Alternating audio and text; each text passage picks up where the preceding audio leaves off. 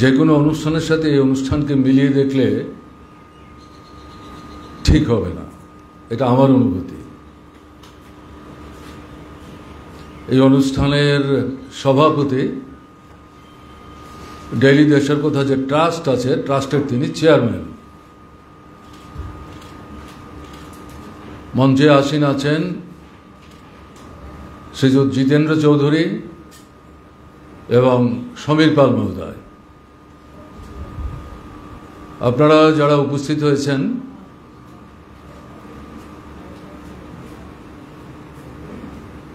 আমি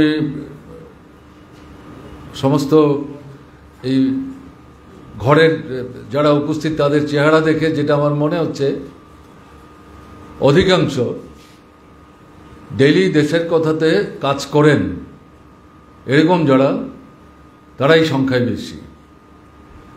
বাবারা, মায়েরা বা পরিবারের অন্যান্য সদস্যরা,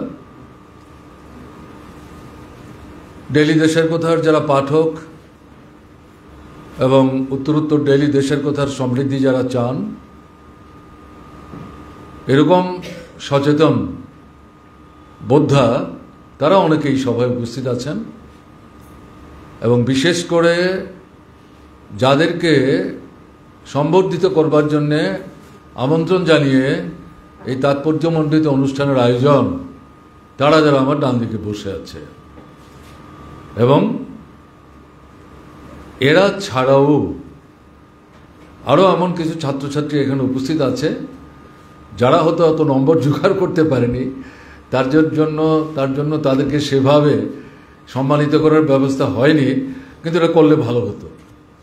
যাই হোক, আমি এই কথা এই মুহূর্তে বলে ডেইলি দেশের কথার উপর কোনো চাপ সৃষ্টি করতে চাইছি না। এটা হলে ভালো হতো, ঠিক আছে, তারা নম্বরে তারা জোগাড় করতে পারেনি, কিন্তু আমাদের প্রেসে কাজ করে এই দুটো পরীক্ষায় এই কর্মরত বন্ধুদের বাবা মাদের যে ছেলেরা মেয়েরা নম্বর কম পেলে কী হলো, তাদেরকেও আমরা কিন্তু সেইভাবে কিছু স্মারক দিয়ে উৎসাহিত এবং অনুপ্রাণিত করতে পারতাম।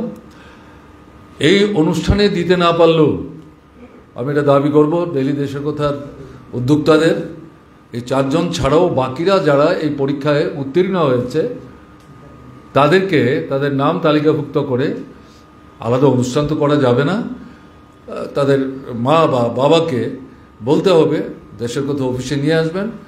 আপনারা যারা নেতৃত্ব আছেন তাদের উপস্থিতিতে সম্পাদক তাদের হাতে এই সম্মানটা তুলে দেবেন এবং বলবেন আমরা সেদিন দিতে পারলে খুশি হতাম।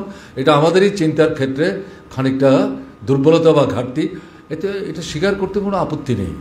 আমি সেদিক থেকে চাইছি, না হলে আমরা নিজেরাই যেন একটা ভাগ করে দিচ্ছি। হ্যাঁ, সেদিক থেকে কথাটা আমি বললাম। আমি জানি না ডেইলি দেশের কথার উপর আমি অতিরিক্ত কোনো চাপ সৃষ্টি করছি কিনা, আমি তাদেরকে সমালোচনা করছি না, তাদের ভাবনার মধ্যে ঘাটতি থেকে গেছে, কিন্তু আমাদের সবার মধ্যে কম বেশি হয়। এই কথাগুলো আমি বলার মধ্য দিয়ে 2-4টি কথা আমি বলবো। আমি যে 4 জনের নাম এখানে দেখলাম, 3 জনই মেয়ে ছাত্রী, 1 জন ছেলে। এই ছেলে বন্ধুটির যখন কথা বলতেছে আমি দেখছি তার দক্ষিণ হস্তের একটা আঙ্গুল বাদ দিলে সবগুলোতে একটা করে আংটি আছে। তার মানে আত্মবিশ্বাসের অভাব আছে, না হলে সে এগুলোর আশ্রয় নিচ্ছে কেন? আমি তার সামনেই বলছি, এতে তো তার নম্বর বাড়ছে না। সে নিজেই বলছে আমি রাত্র 1:30 পর্যন্ত পড়াশোনা করি, বাবা আমার সঙ্গে রাত জাগেন। তাহলে এই আংটিগুলি কেন? স্বাস্থ্য যে খুব একটা ভালো, এই আংটি দিলে স্বাস্থ্য ভালো হয় তা তো মনে হচ্ছে না। বরং আমার তো মনে হচ্ছে এই 4 জনের মধ্যে তার স্বাস্থ্যই তুলনামূলকভাবে তাকে শীর্ণ মনে হচ্ছে। কেন এরকম হবে? কি হবে এই আংটিটা দিয়ে? আত্মবিশ্বাস চাই, এটা দুর্বল করে দেয় মনকে। তাবিজ, কবচ, আংটি, পাথর, তুমি সাজতে চাও সেটা আলাদা কথা, সে নিয়ে আমার কোনো প্রশ্ন নেই। তো যাই হোক, আমি কথাটা বললাম আমার চোখে পড়েছে বলে। আমি নিশ্চয়ই বিশ্বাস করব তুমি উপলব্ধি করবে আমি কি দৃষ্টিভঙ্গি থেকে কথাটা বলার চেষ্টা করেছি। তোমাকে আরও অনেক বড় হতে হবে। তো যাই হোক, নম্বর পাওয়াটা শেষ কথা না, যেটা প্রথম যিনি বললেন ছাত্রছাত্রীদের মধ্যে, বাকিরাও তাই বলেছেন। এবং এখন যে পদ্ধতিতে মানে পরীক্ষা হচ্ছে, পড়াশোনা হচ্ছে আমি বলবো না, পড়াশোনা কি হয় হয় না সেটা আমি প্রতিদিনই নিজেই চাক্ষুষ করছি। সরকার থেকে যে কোয়ার্টারটিতে আমাকে থাকতে দেওয়া হয়েছে তার পাশের যে স্কুলটি, এটা হচ্ছে ত্রিপুরার 1 নম্বর স্কুল। এই স্কুল থেকে পাবলিক এক্সামিনেশনে মাধ্যমিক দ্বাদশে 1 থেকে 10 যারা হয় তাদের অন্তত 2-3 জন এই স্কুল থেকে থাকে। পড়াশোনাটা কোথায়? তাদের তো টেবিল চাপড়ানো আর বাজনার শব্দতে আমাদের সকালবেলা ঘুম ভাঙে। এটা হতে পারে আমার একটু এখন উঠতে ঘুম থেকে একটু দেরি হয়, 6:30 বেজে যায়, আগে হয়তো আমি 5টায় উঠতাম। কিন্তু মা বাবারা যেন রেহাই পায় 6টার মধ্যে তাদেরকে স্কুলে ঢুকিয়ে দিতে পারলে। কিন্তু সেই মা বাবারা খবর রাখছেন না স্কুলটাতে কি হচ্ছে। রোল কল হচ্ছে 8টা, 8:30, 9টায়। আমি তো বাড়িতে বসে সবটা শুনছি। বাচ্চাদের কি দোষ? মা বাবারা অপেক্ষা করেন বাড়ির দরজায়, স্কুলের দরজায়, 10টা, 10:30 পর্যন্ত কোনো মতে তাদেরকে রাখে, ছেড়ে দেয়। তারাই আবার তাদেরকে হাত ধরে অথবা তাদের স্কুটারে অথবা অটো রিক্সায় করে তাদের নিয়ে যাচ্ছেন। আমি জানি না বাচ্চাদেরকে মা বাবারা জিজ্ঞেস করেন কিনা আজকে তোমাদের কি পড়ানো হয়েছে, হোয়াট ইজ গোয়িং অন। এবং এটা শিশু বিহার স্কুলের অভিজ্ঞতা না, ব্যতিক্রমী কিছু স্কুল মানে হাতে গোনা বাদ দিলে পর সারা ত্রিপুরার শিক্ষা ব্যবস্থাটা এমন একটা জায়গায় নিয়ে যাওয়া হয়েছে যেটার জন্য একসময় গর্বে আমাদের বুক ভরে যেত। আমরা তো সাক্ষরতা অনেক পেছনে ছিলাম। সেই ত্রিপুরা সাক্ষরতা ভারতবর্ষের মধ্যে 1 নম্বর স্থান দখল করেছে। এখন তো সাক্ষরতার কর্মসূচিই নাই, পত্রপত্রিকা অন্তত আমার চোখে পড়ে না। মন্ত্রীদের কাউকে, অন্তত শিক্ষামন্ত্রীকে, তিনি তো আমাদের মুখ্যমন্ত্রীও বটে, তাকেও আমি বলতে শুনি না। এবং তার বাড়ি থেকে এই স্কুলটা, আমি শিশু বিহারের কথা বলছি, কত দূরত্ব হবে? 150 মিটার। আমি এই সময়ের মধ্যে, তিনি 3 বছর হয়েছেন মুখ্যমন্ত্রী হয়েছেন, তিনি নিজেই তার এই সংবাদ উঠেছে, আমি একদিন দেখিনি মুখ্যমন্ত্রী স্বেচ্ছাপ্রণোদিত হয়ে অথবা আমন্ত্রিত হয়ে এই স্কুলে এসে ঘুরে ফিরে দেখবার চেষ্টা করছেন। আমি এটা বলছি, এটা ব্যক্তিগতভাবে তাকে ছোটোখাটো করার জন্য না, আমার অনুভবের কথাগুলি বলছি। পড়াশোনাটা কোথায় হচ্ছে? মাস্টারমশাই নেই। 13 থেকে 14,000 শিক্ষকের পদ শূন্য পড়ে আছে। একজন মাস্টারমশাই 2টা স্কুলে 2টা ক্লাসে তিনি রোল কল করেন, ক্লাস তো হয়ই না। শিশু বিহারে যদি ঠিকমতো ক্লাস না হয় তাহলে বাকি স্কুলগুলোতে কী করে ক্লাস হবে? কতটা ভালো হতে পারে এটা তো বুঝতে অসুবিধা হয় না। বেসরকারি অক্সিলিয়ামে যারা পড়াশোনা করেন তারা যে নম্বর জোগাড় করেছেন 94-97%, দ্যাটস এ ডিফারেন্ট পয়েন্ট। কিন্তু এই যে নম্বর তারা জোগাড় করলেন, আমি তো নিশ্চিত এটা স্কুলের পড়াশোনার উপর ভিত্তি করে না। মা বাবারা স্কুলের পড়াশোনার উপর আস্থাই রাখতে পারেননি, এর চাইতে অনেক বেশি খরচ করে বাইরে 2 জন 3 জন 4 জন 5 জন মাস্টারমশাইকে কাজে লাগিয়ে এই ছেলে মেয়েদের তাদেরকে এই নম্বর জোগাড়ে সাহায্য করতে হয়। এবং এটা করতে গিয়ে তারা পৃথিবীর আর সমস্ত কিছু থেকে নিজেরা বিচ্ছিন্ন হয়ে যাচ্ছে। গান না, বাজনা না, নাচ না, নাটক না, বেড়ানো না, বন্ধু না, খেলাধুলা না। আরে গাছে উঠো না, উঠতে গিয়ে হাত পা ছুটবে, ডাল ভেঙে পড়ে যাবে, হাতটা ভাঙবে, ব্যান্ডেজ লাগাবে, হাসপাতালে 2 দিন থাকবে। What is that? এটা বাদ দিয়ে কী করে জীবনটা জীবন হবে? কোথায় হচ্ছে এগুলো? মা বাবাও চাইছেন পড়ো পড়ো পড়ো, আরও নম্বর জোগাড় করো। কী হবে এই নম্বরটা দিয়ে? ডাক্তারের অভাব আছে, ইঞ্জিনিয়ারের অভাব আছে। আমরা তো মানুষ চাই, একটা রিয়েল হিউম্যান বিং চাই আমরা। এই পৃথিবীর প্রকৃতির সৃষ্টির মধ্যে সর্বশ্রেষ্ঠ হচ্ছে মানুষ। সেই মানুষটা যদি মানুষের মতো না হয়, আকৃতিতে মানুষ হলে তো চলবে না। কাজে আমি তাদের উদ্দেশ্য বলবো, বাকিরা যারা ছাত্রছাত্রী তাদের উদ্দেশ্য বলবো, বিশেষ করে মা বাবাদের দৃষ্টি আকর্ষণ করে বলবো, ভ্যালুজ ইনকালকেট করতে হবে এদের মধ্যে। নম্বর পাও ভালো, নিজে পড়ে নম্বর জোগাড় করবে, অন্যের খাতা দেখে লিখবে না। যদি জবাব দিতেই না পারো, দরকার কি, যতটা পারলে লিখে খাতা জমা দিয়ে বেরিয়ে আসো। এই সততা নিষ্ঠা নিয়ে তোমাকে পরীক্ষা দিতে হবে, এ নিয়ে কোনো সন্দেহ নেই। এবং এই জায়গায় কোনো রকম দ্বিচারিতা অথবা কম্প্রোমাইজের সুযোগ নেই।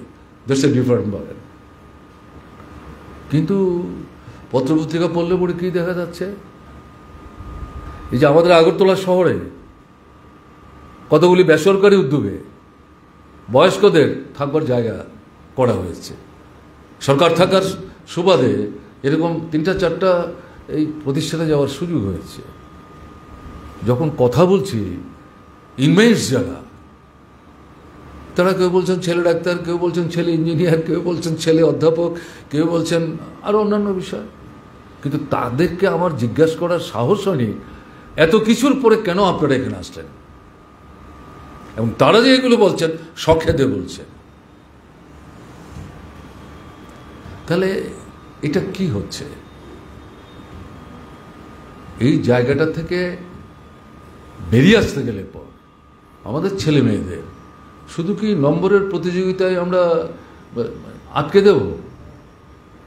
কি হলো, 2, 4, 5 নম্বর যদি কমও পায়, পাশে তো কোনো ব্যাঘাত সৃষ্টি হচ্ছে না।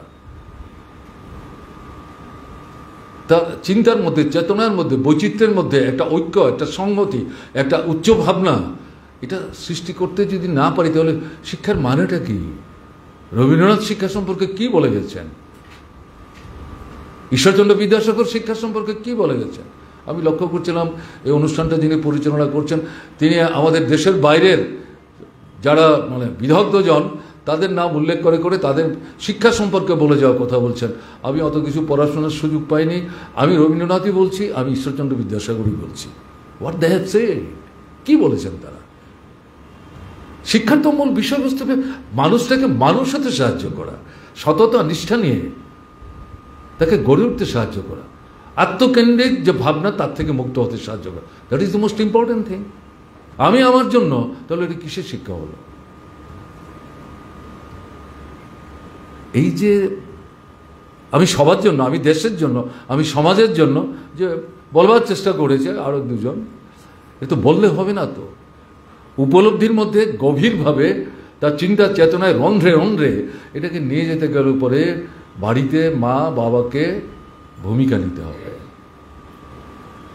এবং স্কুলে, আমি কলেজের কথা বলছি না, স্কুলের কথা বলছি।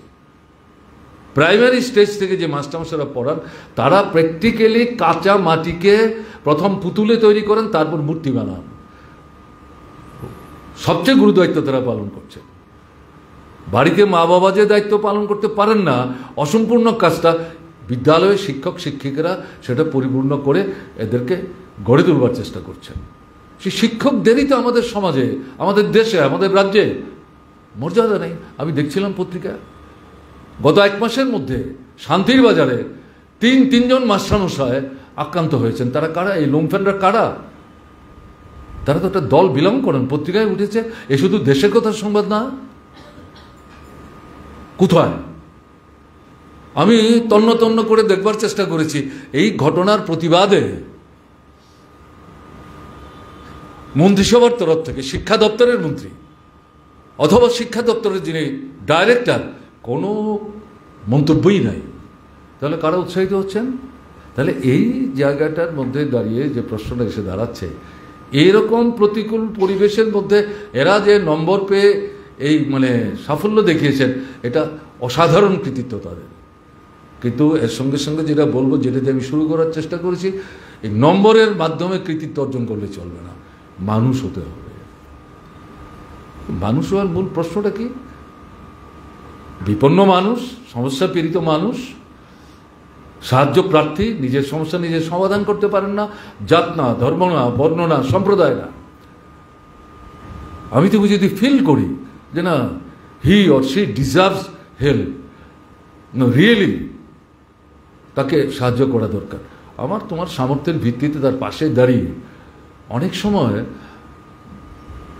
কিছু বস্তু দিয়ে সাহায্য করা একরকম সাহায্য, অনেক সময় বস্তু ব্যতিরেকে সমস্যা পীড়িত মানুষটাকে পরামর্শ দিয়েও সঠিক পথের দিশা দেখাতে যে কাজটা, এটা কিন্তু কম গুরুত্বপূর্ণ না, এটা কম সাহায্য না।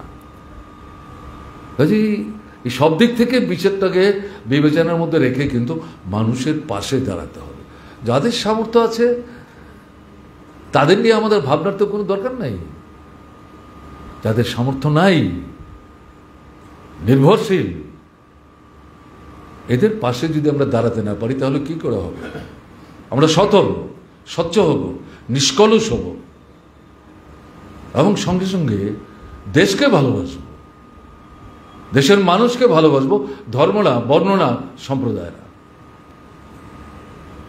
এগিয়ে নিয়ে যাওয়ার জন্য। আমার রাজ্যকে বাদ দিয়ে তো দেশ না। রাজ্যের অগ্রগতি দেশের অগ্রগতি, রাজ্য দেশের অগ্রগতি সমৃদ্ধির জন্যে ভাবব, চিন্তা করব, সচেতনভাবে গঠনমূলক পরামর্শ দেওয়ার মধ্য দিয়ে যাদের এই কাজগুলি করার কথা তাদের দৃষ্টিতে আমরা আমাদের অবস্থান থেকে আমরা আনবার চেষ্টা করব। এই যে কাজগুলো, এই সবগুলোকে একসাথে করলেই তো একজন যথার্থ হিউম্যান বিং, যথার্থ মানুষ হিসাবে একজনকে গড়ে উঠতে সাহায্য করে। আমি তো এই কথা বলবো না যে সবাইকে বিপ্লবী হতে হবে, সবাইকে কোনো না কোনো রাজনীতি করতে হবে, সবাইকে কোনো না কোনো রাজনৈতিক দলের সদস্য হতে হবে, এটা সম্ভব না। আমরা এই প্রত্যাশা যদি করি এটা অবাস্তব চিন্তা হবে। হ্যাঁ, তার মধ্যে ব্যতিক্রমী কিছু হয়তো বেরিয়ে আসবে। এর বাইরে যারা, তারা কেউ আইএস হবেন, কেউ আইপিএস হবেন, কেউ আইএফএস হবেন, কেউ ডাক্তার হবেন, কেউ ইঞ্জিনিয়ার হবেন, উচ্চশিক্ষায় শিক্ষিত হবেন, কেউ আর্থিক কারণে মাঝারি পর্যন্ত শিক্ষা নিতে পারলেন, আকাঙ্ক্ষা থাকলো, যোগ্যতা থাকলো, জ্ঞানের গভীরতা থাকলো, আর্থিক দৈন্যতার কারণে পৌঁছতে পারলেন না, এই সমস্ত অংশের মানুষ। আমাদের তো এই সামগ্রিক এই যে চিন্তা, এই চিন্তায় যাতে আমরা নিজেরা উদ্দীপিত হতে পারি, ছোট থেকে আমাদের ঘরের ছেলে মেয়েদের যদি এই চেতনায় আমরা উদ্ভাসিত করতে না পারি, তাহলে কি করে তারা বড় হয়ে বিভিন্ন জায়গায় দায়িত্ববৃত হয়ে এই কাজগুলি তারা সম্পাদন করবেন? তাদের কাছে যেটা আমাদের চাহিদা, যেটা আমাদের দাবি, যেটা আমাদের প্রত্যাশা, এটা যদি না হয় তাহলে এই নম্বরের কোনো অর্থ নাই। আমি তাদের পাওয়া নম্বর, এটাকে কিন্তু আমি খাটো করে দেখছি না। আমি জীবনে এত নম্বর পাইনি, পরিষ্কার বলছি। আমি বিশ্বাসে আমি করতে পারি না 100-র মধ্যে কী করে 96, 97, 98 নম্বর পাওয়া যায়। এটি জাস্ট মানে আমার কাছে মনে হচ্ছে next to impossible. But they have earned it, কাজে credit must go to them. আমি বলেছি কি পরিবেশে তারা এই জায়গাটায় গেছে, কাজে সেদিক থেকে যেটা আবেদন থাকবে। আমি শুধু এদেরকে উদ্দেশ্য করে বলছি ঘটনা তা না, বিশেষ করে আমি বলছি অভিভাবকদের উদ্দেশ্য করে। মাস্টারমশাই তো আজকে এখানে থাকার কথা না, একজন আছেন, হ্যাঁ, সে একাধারে শিক্ষক, সাহিত্যিক, হ্যাঁ, দেশের কথার কাজের সাথে যুক্ত, কতক্ষণ বাড়িতে সময় দেয় আমি জানি না। এরকম ব্যতিক্রম 1-2 জন শিক্ষক থাকলেও থাকতে পারে, তাদেরকেও কিন্তু উদ্যোগ নেওয়া দরকার। এইরকম একটা পরিমণ্ডল কিন্তু আমরা তৈরি করেছিলাম, এটাকে ধ্বংস করে দিচ্ছে। এটা কাউন্টার অফেন্সিভ তো নিতে হবে। শুধু দেখব, শুধু এই 4 দেওয়ালের মধ্যে বসে বসে সমালোচনা করব, কিন্তু এর থেকে বেরোবার জন্য সক্রিয় কোনো ভূমিকা নেব না, তাহলে তো হবে না। একটা অংশকে তো ভূমিকা নিতে হবে। কাজে এই জায়গাটা যাওয়া দরকার। সেই দিক থেকে আমার মনে হয়েছে নিছক এরা নম্বর পেয়েছে, তাদেরকে অভিনন্দিত করলাম, মাথায় হাত বুলালাম, হাতে তাদের স্মারক তুলে দিলাম, হ্যাঁ, আরও যাতে বেশি নম্বর পেয়ে পাশ করতে পারে এই যে প্রত্যাশাই ব্যক্ত করলাম, তাহলে বোধহয় এখানে আসা, এই অনুষ্ঠানে অংশগ্রহণ করা, এটা যথার্থতা বলে কিছু থাকবে না।